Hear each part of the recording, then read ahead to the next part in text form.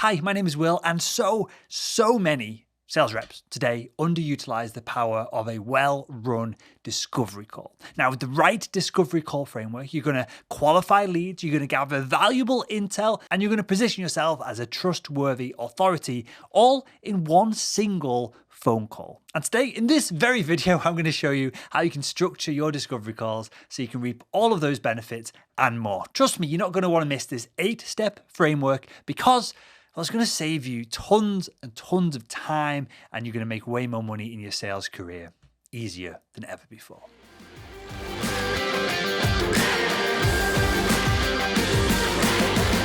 So let me ask you this. How many times have you spent hours, days, or even weeks of hard work with a potential buyer only to find out that, well, they were never a good fit to work with you in the first place? Now, don't worry. You're not alone. I've been there.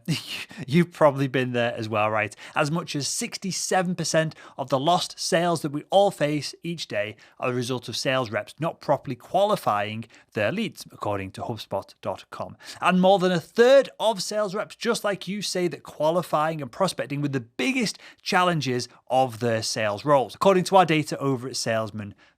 In fact, I brought this up very recently in an episode of the Social Selling Show, which I do with Daniel Disney. And if you are sick of being rejected, if you're sick of people ghosting you, if you're sick of people not replying to your messages, improve your qualification at the top of the sales process and you'll eliminate a lot of that at the far end of it. It makes everything easier. It's a little bit of work up front, but it does make everything else easier further on. Now, let me tell you this, qualification matters. When you do it right, you're going to save yourself tons and tons of headaches, hassles, and lost time further down the road. And the cool thing is, the discovery call in the framework steps I'm going to show you in a second is without a doubt the best opportunity that you have to qualify your sales leads. And on top of this framework that I'm going to show you, I'm going to cover some very specific questions that you should be asking your prospects at each step to cover each of the issues that we're going to look at without scaring them off or without you feeling awkward as well. So with that said, are you ready to go? Let's get into it. So to get the most value out of your discovery call as possible, you're going to qualify your potential leads according to 8 issues that you can see on the screen right now that they might be facing. And the first issue is the idea of pain. Is the prospect in pain? Is the issue actually a problem? And most importantly, is the buyer in pain because of the problem that they are facing? The buyers you want to work with are feeling the hurt of the problem before you've even spoken to them. They know that they're in pain. And as a result, they're going to be highly motivated to find the right solution to relieve that pain, which is exactly what you want. To understand this element of the diagnose framework, you can ask questions that include, hey, well, you booked this call in my diary today. What led you to getting this call booked in? And another question you can ask is, hey, well, you understand this pain. What's stopping you from solving this issue yourself? So now we understand and we've qualified and we've confirmed that the buyer is in pain. We now need to understand the timeline for relieving this pain, because not all problem and solution timelines are going to line up. One of your primary concerns when you're qualifying prospects is the timeline that they want to get the problem solved. Is it within the next 6 months? Is it within the next few days? These are the things that you need to uncover from your prospect. And the right answer here for you and your industry is going to depend entirely on your business and the solution that you provide. But in general, you should only be working with buyers that are interested in solving their problems sooner rather than later. So to determine a timeline for the buyer, you can ask questions like, hey, when do you want to solve this pain? Pretty straightforward, right? This question doesn't mince words, and as a result, the buyer is going to give you a clear, no bullshit timeline that they're hoping to solve their problem on. So that's understanding the pain of the buyer. We understand the time frame that they're working for. Next up is the fit of your product and the issue. So this is when you're going to look a little bit more inward in this conversation. You can ask yourself, hey, can I actually fix this problem? And it's time for a bit of an honesty check, ladies and gentlemen, because there's no perfect product or service for everyone. And saying otherwise is just playing into the idea that sales reps are just trying to grab as much cash as they can and then they head off on their red BMWs, never to be seen again. Instead, it's your job to think of yourself as someone who offers value to a prospect. So you're not going to waste time with buyers who are going to be disinterested, dissatisfied with the product that you offer. You're only going to deal with people that you can actually help. Shocker, right? Now, the two questions you can ask yourself at this step are, hey, do I really have the solution for this buyer's problem? And I want you to be honest here. I want you to really understand what the buyer's pain is, what the timeline is, and if you can solve it within that timeline. Also, you can ask yourself the question, does the buyer really need this solution? Is there a better solution that they can implement on their own? Is yours really necessary? If not, when the sale goes through, your buyer's going to resent you once they find out that they could have easily solved this problem themselves. And that means negative reviews, zero loyalty, no referrals.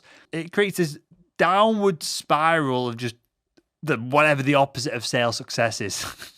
This downward spiral of sales mess and lack of quota attainment. What you want to be doing is doing all this framework, working with the right people, the right place at the right time, with the right pain and the right timelines, so you spiral your success up. And this is more referrals, this is more reviews, this is you getting paid for your time and service to the company that you work for. Next up, we're looking at if the solution is worth the trouble of the buyer. What is the return on investment for the individual? Because if buyers need to change vendors, hire new staff, train the staff on new novel systems, fight for a change, fight for a budget, it can be a lot of pressure on the buyer. And if there's not going to be a strong return on investment on the work with you, there's no point in them putting the time, effort, and energy in to get the deal done. So the question is the value that your solution provides worth that little bit of discomfort? How much are they going to have to change their systems to accommodate the service or product that you provide? And when all is said and done, are they going to look back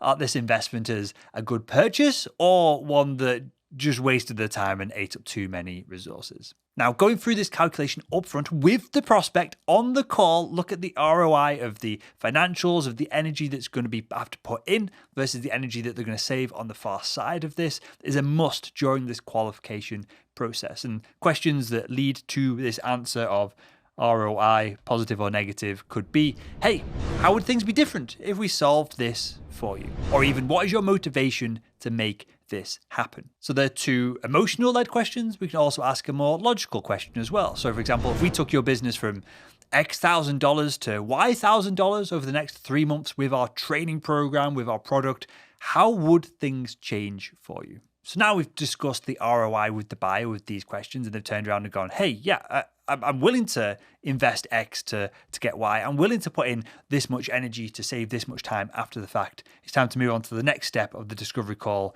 which is process. So you need to understand the buying process from within the account. Do they need to go and do a load of paperwork? Can this just be purchased and the investment made today on the very call that you're on? How does the process within the organization work for making purchases of the deal size and deal length that you're investigating here? This is a dead simple question. And you can uncover this information very quickly and simply by going, hey, when your organization has done similar projects in the past, what paperwork process needed to happen? That'll give you everything that you need to know to tick this process box. So now at this point in the discovery call, we've identified the pain that the buyer is in, the timeline that they have. We've asked ourselves some inward questions of, can we actually solve this? Being real now, can we solve this problem for the buyer?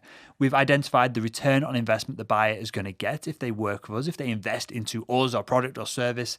We've identified the process. What do they need to do to make this happen? Next, we get to budget. And a lot of salespeople get nervous about this, but you really shouldn't. At this point in the call, you've actually added a lot of value to the buyer. Buyers will enjoy the thread of this conversation. And so at this point, they're going to have trust, you're going to have rapport, and they're very likely to open up about the budgets that they have or the budgets that they can get. Because this step of the process is all about answering the question, can the prospect even afford this? So although you should have trust, you should have rapport, you need to be a little bit careful about this one because it's not your fault. It's your prospect's fault. People can be a little bit weird about money. So don't necessarily jump straight into the finances, but lead up to the budgetary questions. And of course, handle the subject professionally and be direct in your communication. Think of it as just another aspect of the qualification process because that's exactly what it is. So the questions you can ask here to identify budget are, hey, how are projects like this usually funded? Or you could ask, hey, well, is a project like this in this year's budget? And that allows you to add a bit of a time frame to this as well. Or, hey, what financial scope do you have to solve this issue? And there you have it. That is budget. That's the thing that most salespeople are nervous of. And honestly, in my experience, most buyers don't really care about talking about money. It's not their cash, unless it's a small business owner that you're selling to, or a startup when you're selling to the founder or the executives there that have their money in the deal. Otherwise, if you're speaking to someone within a medium-sized organization, middle management, a decision maker at an executive level of a larger company, it's not their money they're spending. So they're quite happy, usually, once you've been through this process, once you build that rapport and trust, they're quite happy to talk about budget and just be clear and open and honest with you. They don't want to lead you on, waste your time, and they don't want you leading them on and wasting their time either. Which moves us on to the second to last step here, but an incredibly important one, especially if you're dealing with a large account with lots of people in. We need to identify who the champion is. Who's the final decision maker? Who's the person who's going to sell on your behalf within the account and get access to people that you perhaps don't get access to? Because more often than not, your buyer's decision is going to be influenced by other people within the business, not just you. You're obviously biased as a salesperson. As much as I say to you, you need to be consultative, you need to go through frameworks like this, which you can find inside Selling Made Simple Academy, link below this video. This is our diagnosis framework. As much as I try and train you on frameworks, being professional, being assertive, being able to ask the right questions, you are starting from a deficit because you're a salesperson. So what we need to do is find champions within the account who can do some of this selling on our behalf. It could be the heads of other departments. It could be higher ups above the decision maker in the C-suite.